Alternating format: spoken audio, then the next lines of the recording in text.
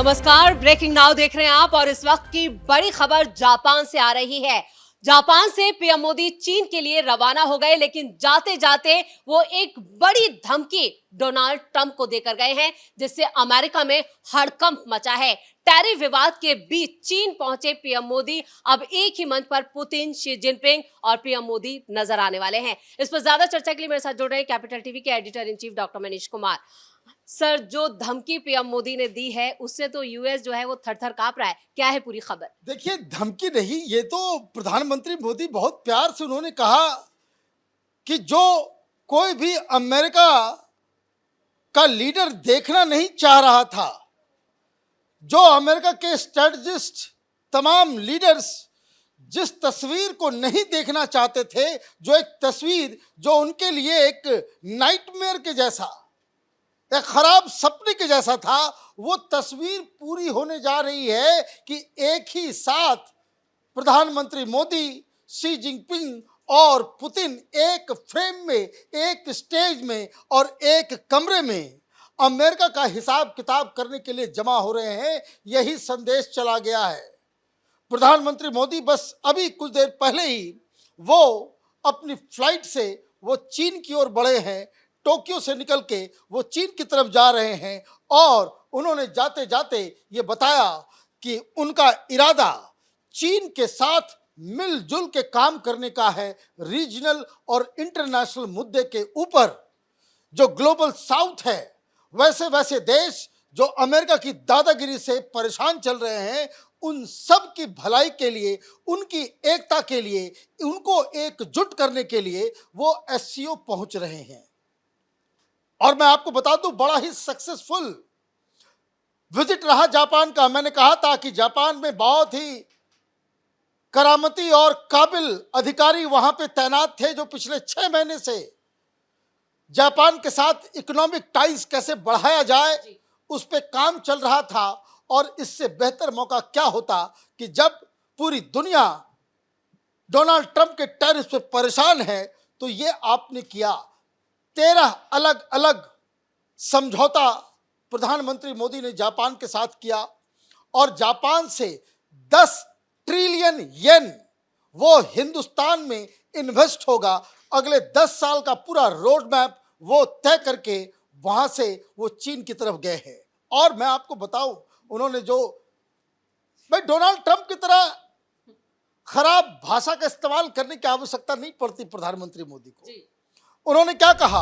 I will travel to China to attend Shanghai Cooperation Organisation summit in Tianjin at the invitation of President Xi Jinping. Xi Jinping ने बुलाया है, इसलिए हम आए हैं। आप देखिए कहां पिन मारा जाता है।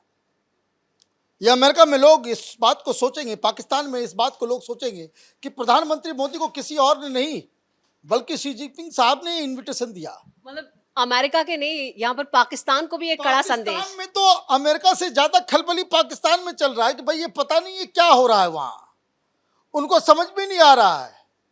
मार्च के महीने में ही शी जिनपिंग साहब ने चिट्ठी लिखी थी हमारी प्रेसिडेंट साहिबा को जी, और ये अपनी मन की बात कही थी कि हम मिलजुल के काम करना चाहते हैं। पाकिस्तान और अमेरिका में तभी से खलबली मची हुई कि इसका मतलब है कि प्रधानमंत्री मोदी मार्च से ही ये सारी तैयारी कर रहे थे। ही न्यू बिफोर हैंड कि डोनाल्ड ट्रंप, उसका दिमाग सटकेगा तो वो हर किसी के खिलाफ जो है इस तरह की चीजें और इस तरह का पाबंदी, इस तरह के टैरिफ लगाना शुरू करेगा। तो ये जो कोई कह रहा है कि भाई अचानक से, वो अचानक से नहीं चल रहा है। प्रधानमंत्री मोदी इसकी तैयारी पिछले 6-7 महीने से ही कर रहे थे कि चीन के साथ अगर रिश्ते हम ठीक कर लेते हैं तो फिर कोई चिंता करने की आवश्यकता नहीं होगी। During our presidency we have introduced new ideas and initiated collaboration in the field of innovation, health and cultural exchange। लीजिए, तारीफ भी कर रहे हैं कि भाई हम लोग जब से आप प्रेसिडेंट बने हैं तब से हम लोगों को जो है बहुत आदान प्रदान हुआ है। India remains committed to working with SCO members to address shared challenges and deepen regional cooperation. I also look forward to meeting President Xi Jinping and President Putin and other leaders on the sidelines of the summit। लीजिए, हो गया, पूरा complete हो गया ना। अब देखिए किस तरह का खलबली यहां अमेरिका के अंदर शुरू हो गया। फॉर्मर एनएसए हैं, अभी बस वो जो बाइडेन के रिजीम में थे, एनएसए नेशनल सिक्योरिटी एडवाइजर, जी। मैंने बहुत बड़ा ओहदा होता है। डॉक्टर साहब, सबसे ज्यादा दिक्कत ब्रिक्स और एससीओ से ही अमेरिका को थी, लेकिन अब जिस तरह से इस मंच पर ये तीनों नेता पुतिन और शी जिनपिंग और पीएम मोदी एक साथ नजर आने वाले हैं, तो ऐसे में क्या अब अंतर्राष्ट्रीय जो पॉलिटिक्स है वो नई करवट लेगी? देखिए, प्रधानमंत्री मोदी ने तो उस दिन ही सब कुछ बदल दिया। इस बात को आप समझिए, एज एन इंडियन, एक हिंदुस्तानी होने के नाते आपको गर्व होना चाहिए कि प्रधानमंत्री मोदी ने, अभी ये एससीओ और ब्रिक्स ये सब तो अलग कहानी है, जी। उस दिन इंटरनेशनल पॉलिटिक्स का चैप्टर बदल गया, नया अध्याय प्रधानमंत्री मोदी ने लिख दिया, जिस दिन डोनाल्ड ट्रंप को यह जवाब दिया गया कि भाई आप जो टैरिफ लगा रहे हो वो गलत है, इमोरल है, अनजस्टिफाइड है, हम इसका विरोध करते हैं। ये कोई नहीं कह सका। क्या आपका फैसला गड़बड़ है, खराब है, ये तो ईयू नहीं कर सका। ऑस्ट्रेलिया, जापान, ब्राजील, ये सारे लोग, कोई ये इस तरह का क्लियर कट डोनाल्ड ट्रंप को आईना दिखाना। और देखिए कि लगातार ये खबर आ रही है और ये यूरोप में ये खबर छप रही है, अमेरिका में इसकी पुष्टि की जा रही है कि डोनाल्ड ट्रंप ने चार बार प्रधानमंत्री से बात करने की कोशिश की, प्रधानमंत्री ने कहा कि नहीं, बात हो गई, खत्म, नो मोर टॉकिंग, अब जो हमको करना होगा हम करेंगे, बातचीत का समय जो है वो खत्म। ये तो अपने आप में एक नया अध्याय लिखा गया। आप देखिए, एक कॉल होता है, वो इंग्लैंड का प्राइम मिनिस्टर सीधे वहां पहुंच जाता है। भाई व्हाइट हाउस से किसी को फोन जाएगा वो थरथर कांपने लगता है। जी। प्रधानमंत्री ने बाकायदा पब्लिकली कहा कि प्रेसिडेंट तो प्रेसिडेंट, वाइस प्रेसिडेंट ने भी फोन किया, तो मैंने कह दिया बिजी हूं मैं अभी। 1 घंटे के बाद मैंने कहा कि भाई क्या हड़बड़ी है, 3-4 बार कॉल आ गया। लेकिन this is what he said. आप ये समझिए कि दुनिया में ये बाकी के प्राइम मिनिस्टर्स और प्रेसिडेंट को वो सोच करके ही उनको डर लगता होगा कि मोदी क्या चीज है भाई। ये ट्रंप फोन करता है, ये उठाता नहीं है, वाइस प्रेसिडेंट फोन करता है, कह दो कि भाई बिजी है, मीटिंग में है, लोग सारे लोग काम धाम छोड़ करके चले जाते हैं। और ये क्या हो रहा है, आप इस चीज को आप समझिए। जो मैं बता रहा था कि जो बाइडेन के समय जो एनएसए थे, एनएसए जो है वो बहुत ही इंपॉर्टेंट जो रिस्पॉन्सिबिलिटी होती है इंटरनेशनल रिलेशन, और खास करके चाइना, रशिया को कैसे आप टैकल करेंगे, अमेरिका का एनएसए जो है उसमें बहुत अहम भूमिका निभाता है। वो क्या कह रहा है, वो ये कह रहा है कि डोनाल्ड ट्रंप ने अमेरिका के ब्रांड अमेरिका को उसने टॉयलेट में फ्लश कर दिया। ये बकायदा पब्लिक स्टेटमेंट है, कोई मैं इंटरप्रिटेशन नहीं दे रहा। ये जो जैक सुलिवन, जो अभी इससे पहले जो बाइडेन के एनएसए थे, उन्होंने क्या कहा, उन्होंने कहा here is a country we were trying to build a deeper and more sustainable relationship with, India के बारे में कह रहे हैं। और ये बायपार्टीजन एफर्ट था, चाहे वो बुश हो, चाहे वो डोनाल्ड ट्रंप, आपका पहला जो उनका रिजीम था उस दौरान भी, चाहे वो ओबामा हो, चाहे वो कोई भी प्रेसिडेंट आया पिछले 25 साल में, उसने भारत के साथ वो रिश्ता कल्टीवेट किया। वही बात कह रहे हैं। Now you have a president Donald Trump executing a massive trade offensive against them, and the Indians are saying well, maybe we have to show up in Beijing and sit with Chinese because we have got to hedge against America. वह देखो ये क्या किया, ये क्या है, वो प्रधानमंत्री ने स्टेटमेंट दिया वहां कि ये क्या हो रहा है।